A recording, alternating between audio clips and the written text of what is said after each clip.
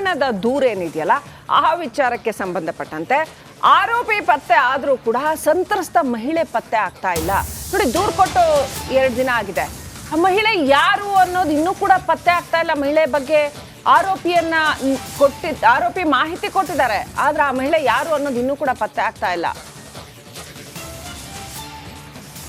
ಸತೀಶ್ ಬಾಬು ಅವ್ರನ್ನ ವಿಚಾರಣೆ ಮಾಡಲಾಯಿತು, ಅವರು ಮಾಹಿತಿ ಕೊಟ್ಟಿದ್ದಾರೆ, ಆದರೂ ಕೂಡ ಆಕೆ ಯಾರು ಅನ್ನೋದು ಪತ್ತೆ ಆಗ್ತಾ ಇಲ್ಲ. ಸತೀಶ್ ಬಾಬು ಮೊಬೈಲನ್ನು SIT ಸೀಸ್ ಮಾಡಿದೆ, ಆದರೆ ಆಕೆ ಎಲ್ಲಿದ್ದಾರೆ ಏನು ಎತ್ತ ಅಂತ ಸತೀಶ್ ಬಾಬು ಇನ್ನೂ ಬಿಟ್ಕೊಡ್ತಾ ಇಲ್ಲ ಅಂತ ಹೇಳಲಾಗಿದೆ. ನೆಟ್ವರ್ಕ್ ಮೂಲಕ ಪತ್ತೆ ಮಾಡೋದಕ್ಕೆ ಪ್ರಯತ್ನ ಮಾಡ್ತಾ ಇದ್ದಾರೆ.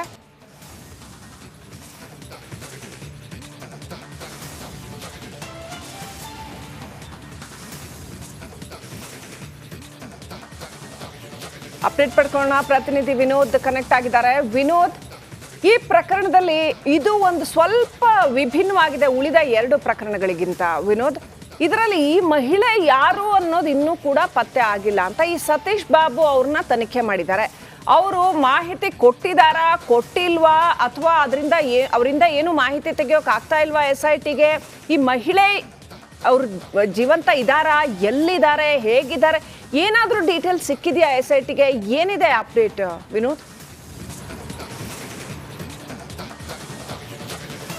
ಶ್ರೀಲಕ್ಷ್ಮಿ, ಕಳೆದ 2 ದಿನಗಳ ಹಿಂದೆ ಮೈಸೂರು ಜಿಲ್ಲೆಯ KR ನಗರ ಪೊಲೀಸ್ ಠಾಣೆಯಲ್ಲಿ HD ರೇವಣ್ಣ ಹಾಗೂ ಸತೀಶ್ ಬಾಬು ಅವರ ವಿರುದ್ಧ ಪ್ರಕರಣ ದಾಖಲಾಗಿದೆ. ಬಹಳ ಪ್ರಮುಖವಾಗಿ ಕಿಡ್ನಾಪ್ ಮತ್ತು ಕಿಡ್ನಾಪ್ ಪ್ರಕರಣ ದಾಖಲಾಗಿರುವಂಥದ್ದು. ಈ ಹಿಂದೆ ಎಲ್ಲ ಪ್ರಕರಣಗಳಲ್ಲಿ ಲೈಂಗಿಕ ದೌರ್ಜನ್ಯ ಪ್ರಕರಣ ದಾಖಲಾಗಿದ್ರು ಕೂಡ KR ನಗರದಲ್ಲಿ ದಾಖಲಾಗಿರುವಂತಹ ಪ್ರಕರಣ ಬಹಳ ವಿಭಿನ್ನವಾಗಿರುವಂಥದ್ದು. ಆದರೆ HD ರೇವಣ್ಣ ಅವರೇ ನನ್ನ ತಾಯಿಯನ್ನ ಕರೆದುಕೊಂಡು ಹೋಗಿದ್ದಾರೆ, ಆದರೆ ಭವಾನಿ ರೇವಣ್ಣ ಅವರು ಕರೆದ್ರು ಅನ್ನೋ ಕಾರಣಕ್ಕೆ ಸತೀಶ್ ಬಾಬು ಅವರು HD ರೇವಣ್ಣ ಅವರ ಮನೆಗೆ ಕರೆದುಕೊಂಡು ಹೋಗಿದ್ದಾರೆ. ಅವತ್ತಿನಿಂದಲೂ ಕೂಡ ನಾಪತ್ತೆ ಆಗಿದ್ದಾರೆ ಅಂತೇಳಿ ಸಂತ್ರಸ್ತೆಯ ಮಗ ಏನು ದೂರನ್ನ ಕೊಟ್ಟಿದ್ದಾರೆ. ಈಗಾಗಲೇ ಏನು ಏಟು ಆರೋಪಿ ಅಂದರೆ ಸತೀಶ್ ಬಾಬು ಅವರನ್ನ ದೂರು ದಾಖಲಾಗದ ಒಂದು ಅರ್ಧ ಗಂಟೆಯಲ್ಲಿ ಅವರನ್ನ ವಶಕ್ಕೆ ಪಡೆದು ತೀವ್ರ ವಿಚಾರಣೆ ನಡೆಸಿ ನಿನ್ನೆ ನ್ಯಾಯಾಂಗ ಬಂಧನಕ್ಕೂ ಕೊಟ್ಟಿದ್ದಾರೆ. ಈಗಾಗಲೇ 14 ದಿನಗಳ ಕಾಲ ಆ ನ್ಯಾಯಾಂಗ ಬಂಧನದಲ್ಲಿ ಈಗಾಗಲೇ ಸತೀಶ್ ಬಾಬು ಇರ್ತಾರೆ. ಈಗಾಗಲೇ SIT ಪೊಲೀಸರು ಕೂಡ ಏನು ಸತೀಶ್ ಬಾಬು ಅವರ ಮೊಬೈಲನ್ನು ಸೀಸ್ ಮಾಡಿದ್ದಾರೆ.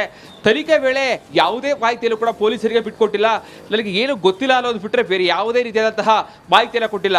ಬಹಳ ಪ್ರಮುಖವಾಗಿ ಸಂತ್ರಸ್ತೆ ಮಹಿಳೆ ಎಲ್ಲಿದ್ದಾರೆ, ಅವರನ್ನು ಯಾರು ಕರ್ಕೊಂಡು ಹೋಗಿದ್ದಾರೆ, ಇದೆಲ್ಲದರ ಬಗ್ಗೆ ಮಾಹಿತಿಯನ್ನು ಕೇಳಿದರೆ ಯಾವುದೇ ರೀತಿಯಾದಂತಹ ಮಾಹಿತಿಯನ್ನು ಕೊಟ್ಟಿಲ್ಲ. ಸದ್ಯಕ್ಕೆ ಸತೀಶ್ ಬಾಬು ನ್ಯಾಯಾಂಗ ಬಂಧನದಲ್ಲಿದ್ದಾರೆ, 14 ದಿನಗಳಿದ್ದಾರೆ. ಸೊ ಹೀಗಾಗಿ ಹೆಚ್ಚಿನ ತನಿಖೆಗಳು ಬೇಕು ಅಂತಂದ್ರೆ ಮತ್ತೆ ಅವರು ಕೋರ್ಟ್ ಪಿಟಿಷನ್ಗೆ ಹಾಕಿ ಅವರನ್ನ ಮತ್ತೆ ವಿಚಾರಣೆ ಕರೆದುಕೊಳ್ಳುವಂತಹ ಸಾಧ್ಯತೆ ಇದೆ.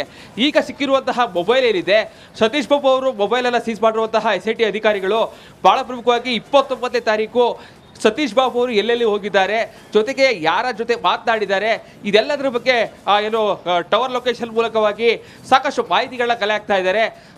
ಅವತ್ತು ದಿನ HD ರೇವಣ್ಣ ಜೊತೆ ಮಾತಾಡಿದಾರಾ, ಜೊತೆಗೆ ಭವಾನಿ ರೋಡ್ ಜೊತೆ ಮಾತಾಡಿದಾರಾ, ಇದೆಲ್ಲದರ ಬಗ್ಗೆ ತನಿಖೆಯನ್ನು ಮಾಡ್ತಾ ಇದ್ದಾರೆ.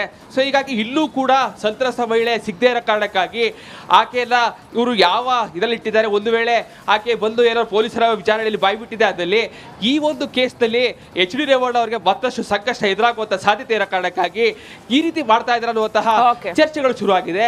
ಪೊಲೀಸರು ಮಾತ್ರ ಈ ಒಂದು ಪ್ರಕರಣವನ್ನು ಬಹಳ ಗಂಭೀರವಾಗಿ ತೆಗೆದುಕೊಂಡಿದ್ದಾರೆ. ಸಂತ್ರಸ್ತ ಮಹಿಳೆಯನ್ನ ಹುಡುಕೋ ನಿಟ್ಟಿನಲ್ಲಿ ಸಾಕಷ್ಟು ತನಿಖೆಯನ್ನು ಮುಂದುವರಿಸಿರುವಂತದ್ದು. Shrilakshmi, thank you Vinod ಡೀಟೇಲ್ಸ್ಗಾಗಿ.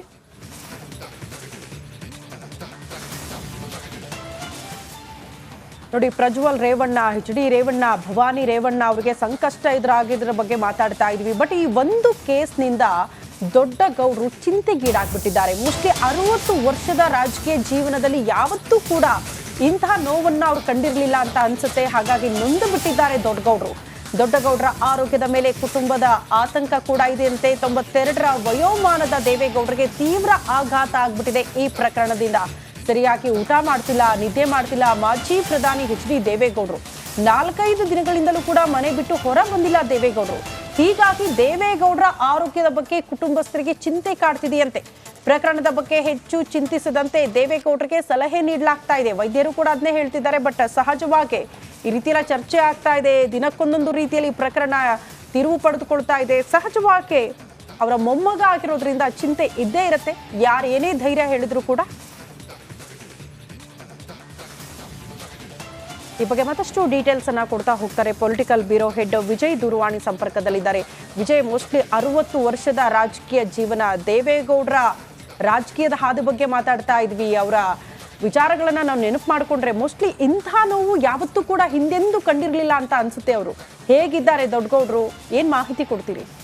ಖಂಡಿತವಾಗ್ಲೂ ಶ್ರುತಿ, ದೇವೇಗೌಡರ ರಾಜಕೀಯ ಜೀವನದಲ್ಲಿ ಈ ರೀತಿಯ ಆಘಾತ, ಮತ್ತೊಂದ್ ಕಡೆ ಈ ರೀತಿಯ ಒಂದು ಏನು ಅವರ ಕುಟುಂಬ ಸಂಬಂಧಪಟ್ಟಂತೆ ಏನಿದೆ ಅಂದ್ರೆ ಪ್ರಜ್ವಲ್ ಸಂಬಂಧಪಟ್ಟಂತೆ ಆರೋಪ ಏನಿದೆ ಅದು ರಾಷ್ಟ್ರ ಮಟ್ಟದಲ್ಲಿ ಸುದ್ದಿಯಾದ ಹಿನ್ನೆಲೆ, ಜೊತೆಗೆ ಬೇರೆ ಬೇರೆ ರೀತಿಯ ರಾಜಕೀಯ ಸ್ವರೂಪಗಳನ್ನು ತೆಗೆದುಕೊಳ್ತಾ ಇರುವಂತ ಹಿನ್ನೆಲೆಯಲ್ಲಿ ಸಾಕಷ್ಟು ಆರೋಪ ಪ್ರತ್ಯಾರೋಪ ಹಿನ್ನೆಲೆಯಲ್ಲಿ ಸಾಕಷ್ಟು ಕುಗ್ಗಿ ಹೋಗಿರುವಂತದ್ದು ಅವರ ಕುಟುಂಬಸ್ಥರಿಗೆ. ಅಂದ್ರೆ ಒಂದ್ ಕಡೆ ರಾಜಕೀಯವಾಗಿ ಎದುರಿಸುವಂತದ್ದು ಬೇರೆ, ಆದ್ರೆ ಮಾನಸಿಕವಾಗಿ ಅವರ ಕುಟುಂಬಸ್ಥರಿಗೆ ದೇವೇಗೌಡರ ಆರೋಗ್ಯದ ಮೇಲೆ ಒಂದಷ್ಟು ಆತಂಕ ಉಂಟಾಗಿರುತ್ತದೆ. ಯಾಕಂದ್ರೆ ಕಳೆದ 4-5 ದಿನಗಳಿಂದ ಅವರು ರೂಮ್ ಅನ್ನು ಬಿಟ್ಟು ಹೊರಗಡೆ ಬರ್ತಾ ಇಲ್ಲ. ಜೊತೆಗೆ ಈ ಸಹಜವಾಗಿ ವಯೋಸಹಜ ಮತ್ತೆ ಕಳೆದ 2 ವರ್ಷಗಳಿಂದ 1.5-2 ವರ್ಷಗಳಿಂದ ತೀವ್ರ ಅನಾರೋಗ್ಯ ಕಾಡಿತ್ತು. ಅದರಿಂದ ಪವಾಡ ಸದೃಶ ರೀತಿಯಲ್ಲಿ ಕೂಡ ಒಂದು ರೀತಿಯಲ್ಲಿ ಅವರು ಅದರಿಂದ ಹೊರ ಬಂದಿದ್ರು. ಈಗ ಈ ಪ್ರಕರಣ ಮನಸ್ಸಿಗೆ ಆಘಾತ ಹಿನ್ನೆಲೆಯಲ್ಲಿ ಆರೋಗ್ಯದ ಮೇಲೆ ಏನಾದ್ರೂ ಕೂಡ ಪರಿಣಾಮ ಬೀರಬಹುದು ಅನ್ನೋ ಒಂದು ಆತಂಕ ಇಡೀ ಕುಟುಂಬದಲ್ಲಿ ಇರುವಂತದ್ದು. ಇದಕ್ಕೆ ಪೂರಕವಾಗಿ ಒಂದಷ್ಟು ಬೆಳವಣಿಗೆಗಳು ಕೂಡ ನಡೀತಾ ಇರುವಂತದ್ದು. ಈ ಹಿನ್ನೆಲೆಯಲ್ಲಿ ಅವರ ಒಂದು ಆಪ್ತ ವೈದ್ಯರು ಮತ್ತು ಅವರ ಕುಟುಂಬದಲ್ಲೂ ಕೂಡ ವೈದ್ಯರು ಇರುವಂತಹ ಹಿನ್ನೆಲೆಯಲ್ಲಿ